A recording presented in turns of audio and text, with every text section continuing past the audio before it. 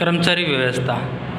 किसी भी बिजनेस को शुरू करने से पहले हमें सामग्री से ज़्यादा इम्पोर्टेंट है कर्मचारी, और कर्मचारी ही बिज़नेस को आगे बढ़ाते हैं और कर्मचारी कंपनी को संभालते हैं। तो सबसे पहले इम्पोर्टेंट काम हो गया कि कर्मचारी अगर है, अच्छे कर्मचारी है, अनुभवी है, तो वो बिज़नेस को आगे बढ़ा सकते हैं। कर्मचारी व्यवस्था का कार्य संचालन के अन्य कार्य जितना ही महत्वपूर्ण है। यह व्यक्ति विकास की प्रक्रिया है। पूर्व संचालन मानव तत्वों को चाहिए उतना महत्व नहीं दिया जाता। इकाई में श्रेष्ठ आयोजन किया गया हो, व्यवस्था तंत्र की रचना उचित रूप से की गई हो। यदि कर्मचारी का चयन अयोग्य है, प्रशिक्षण में कमी हो गई हो, तो सफल नहीं हो सकती। इकाई को सफलतापूर्वक कर्मचारियों के काम करने की शक्ति और वर्ती पर आधारित होती है। कर्मचारी व्यवस्था की इकाई में कार्यरत कर्मचारी से संबंधित प्रक्रिया है। विचार। सामान्य अर्थ में कर्मचारी व्यवस्था अर्थात इकाई के लिए आवश्यक है कर्मचारी का प्राप्त करने, विकसित करने और सुरक्षित रखने के साथ संबंधित। विस्तृत अर्थ में कर्मचारी व्यवस्था अर्थात कर्मचारी की भर्ती, चयन, प्रशिक्षण, पदोन्नति और उनकी निवृत्ति के लिए बाद में कार्यों का समावेश किया जाता है। संचालन का महत्वपूर्ण कार्य है। संचालन में अन्य कार्य जैसे कि आयोजन, व्यवस्था तंत्र, मार्गदर्शन, संकलन और नियंत्रण की तरह कर्मचारी व्यवस्था भी संचालन का महत्वपूर्ण कार्य है। स्थायी प्रक्रिया। कर्मचारी बिना इकाई का अस्तित्व संभव नहीं है।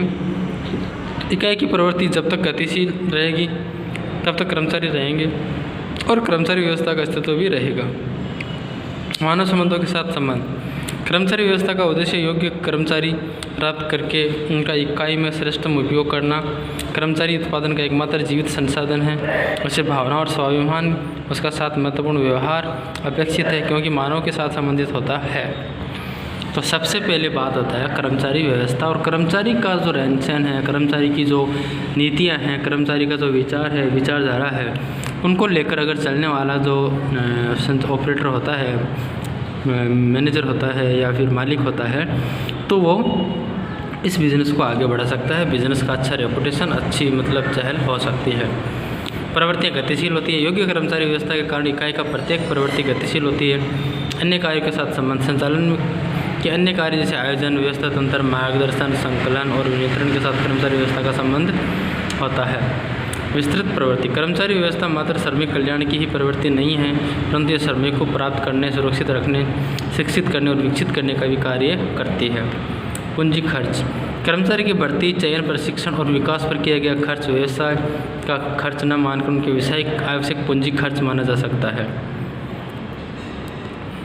संचालन के क्षेत्र में कर्मचारी संचालन का विशिष्ट स्थान है। जैसे जैसे उद्योगों का विकास होता है वैसे वैसे इसका महत्व बढ़ता गया है। कर्मचारी के बिना व्यवस्था तंत्र आत्मा बिना अस्तित्व कंकाल जैसा है। जड़ यंत्रों की सुरक्षा उत्पादन में वृद्धि कर सकती है। कर्मचारी तो बहुत अच्छे परिणाम दे सकते हैं। व्यक्ति इकाई के भविष्य का आधार अन्य शक्तियों की तुलना में उसमें कार्यरत कर्मचारी पर अधिक है। ये इकाई के एकमात्र जीवित साधन हैं। इनकी भौतिक साधनों की कक्षा में नहीं रखा जा सकता क्योंकि इनमें भावना और स्वाभिमान है, अलग अलग योग्यता, कुशलता और समझ है। इसीलिए ये कहा गया कि तुम अपने कर्मचारियों का ध्यान रखो, शेष सभी बातों का ध्यान कर्मचारी रखेंगे। तो कर्मचारी का महत्वपूर्ण स्थान है कंपनी में, और वो आप कर्मचारी को ध्यान रखो, कर्मचारी आपका ध्यान रखेंगे। चालक बल। संतुष्ट और कार्यनिष्ठ कर्मचारी इकाई का चालक बल है।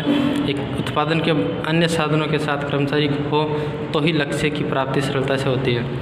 प्रवृत्ति गतिशील होती है। योग्य कर्मचारी व्यावसायिक इकाई की प्रत्येक प्रवृत्ति को गतिशील करती है। संचालन के अन्य कार्यों के लिए आवश्यक। संचालन के अन्य कार्य जैसे कि आयोजन, व्यवस्था तंत्र, रचना, संकलन, मार्गदर्शन और नियंत्रण जैसे कार्य के लिए भी कर्मचारी की व्यवस्था आवश्यक है। इकाई के हाथ पैर। संचालन में आयोजन का कार्य मानव शरीर के मस्तिष्क जैसे स्थान रखता है, तो कर्मचारी व्यवस्था मानव शरीर के हाथ पैर का स्थान रखती है। इनका बिना इकाई की प्रवृत्ति नहीं हो सकती। कर्मचारियों में संतोष। कर्मचारियों की शिकायत, कठिनाइयों को समझकर उसका शीघ्र समाधान किया जा सकता है। इकाई के कार्य का उचित आयोजन और इन कार्यों के योग्य विभाजन के कारण कर्मचारियों में संतोष की भावना पैदा होती है। संबंधों में सुमेल। उचित कर्मचारी व्यवस्था के कारण इकाई में संतोषकारक वातावरण पैदा होता है।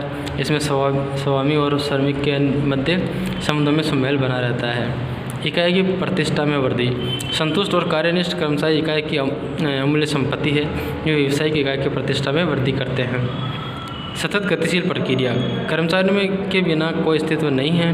जब तक इकाई की प्रवृत्तियाँ चलती रहेगी तब तक कर्मचारी रहेंगे और कर्मचारी व्यवस्था का अस्तित्व भी रहेगा। तो मैं आपको आराम से समझा देता हूँ, और मैंने ये थोड़ा फास्ट पढ़ लिया।